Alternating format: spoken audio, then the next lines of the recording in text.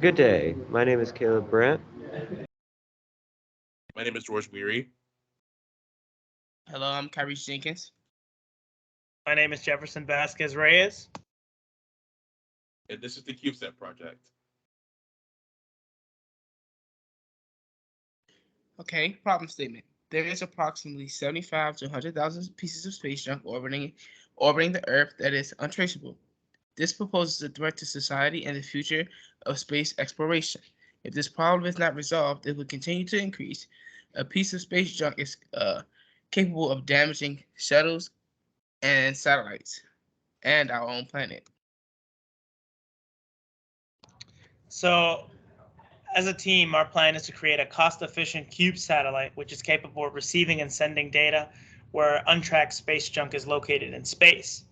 The satellite will utilize a LiDAR system, which is a light detection and range system, and an Arduino chipset to track the movement of space junk. The cube satellite will be solar powered and battery powered to track space junk at all times.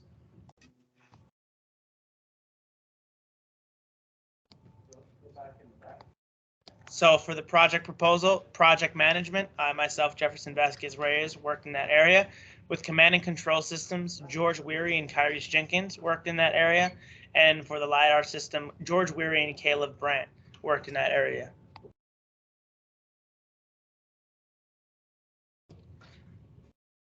With the time that we were given, we were able to build a functional system that uses solar cells to charge a battery, in which the battery would then power the Arduino and the LiDAR system. We also made sure to test how much the LiDAR system could read due to the fact that this cube satellite will be in space and there is no such thing as still movement in space. It's a constant orbit. So that also means that the satellite won't stay in one spot, so it will be rotating around the Earth. So with that work, we created a mechanism to see how the LiDAR system could perform during an interval of rotations in space. Starting off with our first experiment is building our actual satellite box. So with the design that we're given, we needed to create a cost-efficient CubeSat satellite, which means that in manufacturing, we needed to create it as the size of Rubik's Cube, which means all of our electronics, such as our LiDAR system, our batteries, our solar cells, and even our Arduino, and any other components that we want to add on needs to fit within this cube. There have been many models that came before this final product, and it was trial and error within each one. But as design went on and as calculations uh, continued, we created this efficient 10 centimeter by 10 centimeter by 10 centimeter cube, again, which is the same as Rubik's cube. So everything, including like all the electronics, will fit inside of this box. Here's experiment 2. During this experiment, we tested to see if we could use solar cells to charge their battery. In the beginning, we used some experimental solar cells to test to see if it was possible before we resorted to buying better solar cells that would help charge the battery.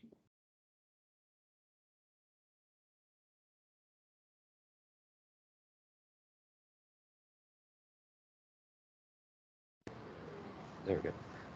In experiment 3, we had to program the Arduino board in order to utilize the LiDAR system. So we did some research, found a program that would work for our applications, and we utilized that program within the Arduino coding system.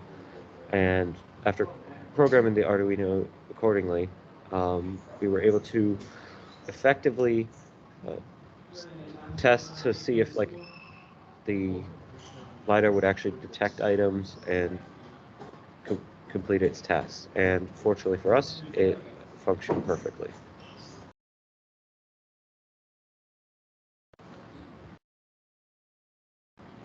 In experiment 4, we actually constructed a test bench, or I constructed a test bench, which was designed to simulate the rotation of the CubeSat, or the rapid passing of objects past the LiDAR's detection area. So in that way, we could simulate, you know, being in space without having to actually send up a CubeSat for testing purposes. And therefore, we were able to also detect the limits of the system that we had created to make sure that it was able to effectively detect objects that were passing across its detection area at very high rates of speed. And that is why it's very high geared, so that we could have that greater range of, you know, testing.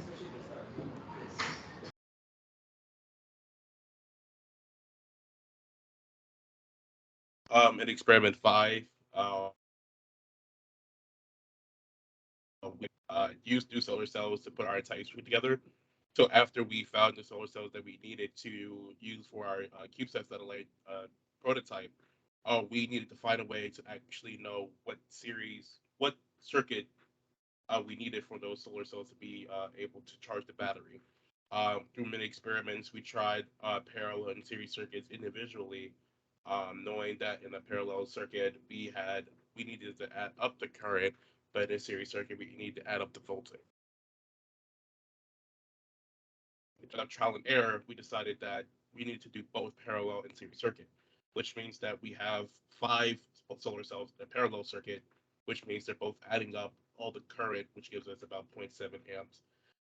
And then we have both of those 2 sets of 5 solar cells in a series circuit, which adds their current, which gives us 10 volts, which gives us enough power to charge the battery and power the entire system, as you can see here.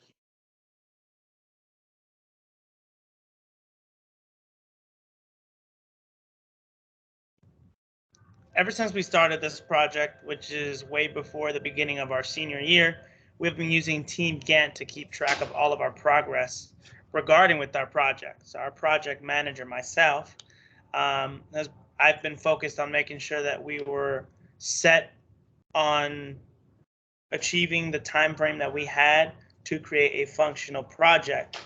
And all that incorporated us trying to set times that were realistic, work with one another to see if that time worked for them, and also finding new ways to overcome any constraints which did exist during the summer.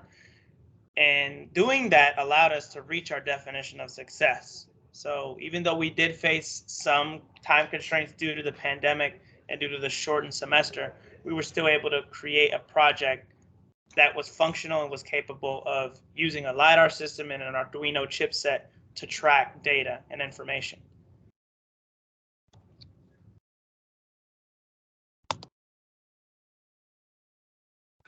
Project results. We made it to our project success. We used solar panels to charge the battery to then charge our LiDAR system. Our project worked. Sorry, we were able to provide that we could power a LiDAR system with a battery and and solar panels. Our future innovation is that we're hoping that future companies will take the idea in our data and collect it as a map to collect the space debris.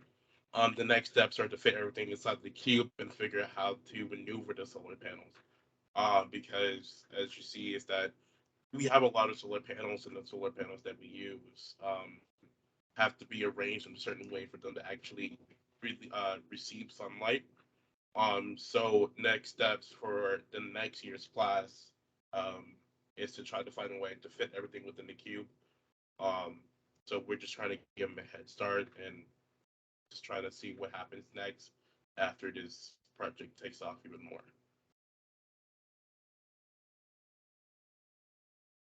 We would also like to acknowledge a lot of people with our project.